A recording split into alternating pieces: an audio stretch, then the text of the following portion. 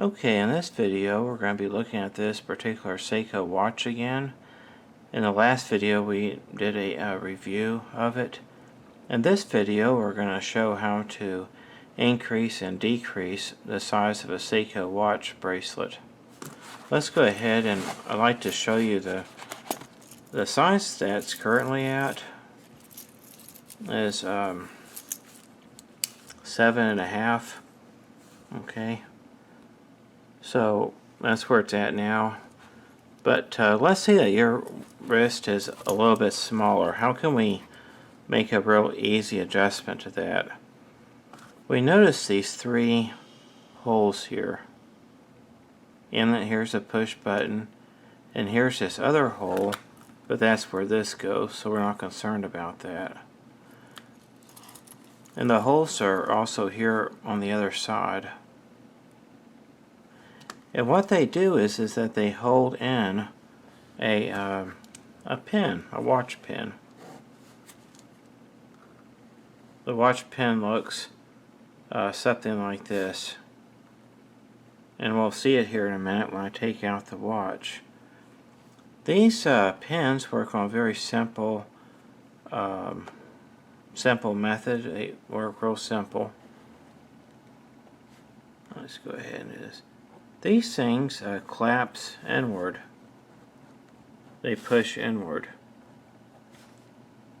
And when they're pushed inward, these are going to be greatly reduced, this side of the pin.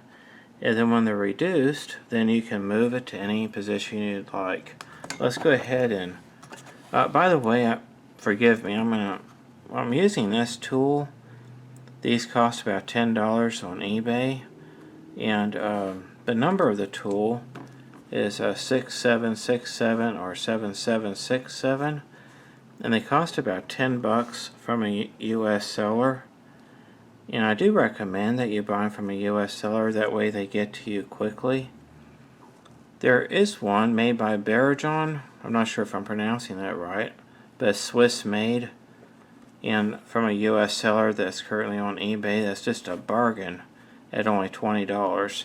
This is the one that I would recommend you get if you do this on a regular basis, or if you plan on doing this on a regular basis. And it's just a watch spring bar remover tool. Okay, so right now the spring bar here is in the furthest one to make the bracelet as long as possible in this particular sense. Let's go ahead and remove this little spring bar. We just push that tool in there, and we'll see what happens. Sometimes they go flying a little bit. Okay, so here's the spring bar, just like we saw here.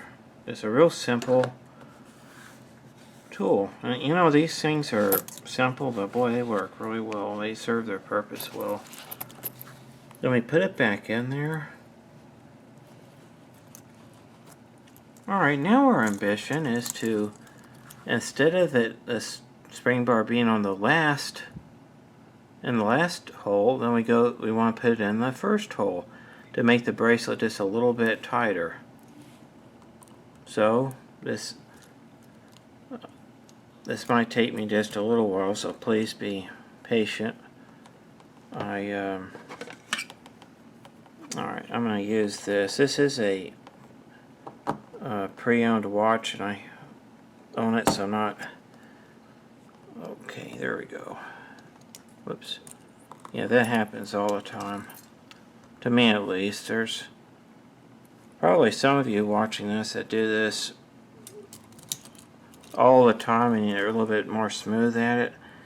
For me, it's just a little bit of a added challenge, just a tiny bit to do it on camera, because I'm not used to it, but we'll get it here.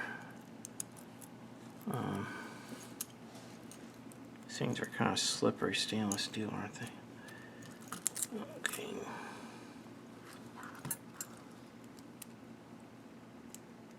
Alright, let's see if I can. We're going to have to edit this down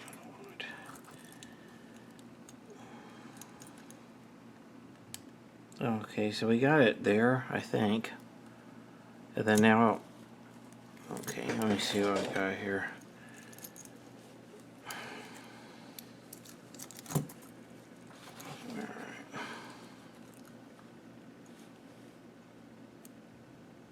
Okay, so it's in that hole there. And then we're going to try to go over here. And I'm just using these tweezers like this. You can use 1,000 different things. Okay. Okay, it looks like we got it. So what that did is it reduced the length of the bracelet by probably about 3/16 of an inch. You know, my guess is that it will just barely fit. Yeah, see, that's super, super tight now. So,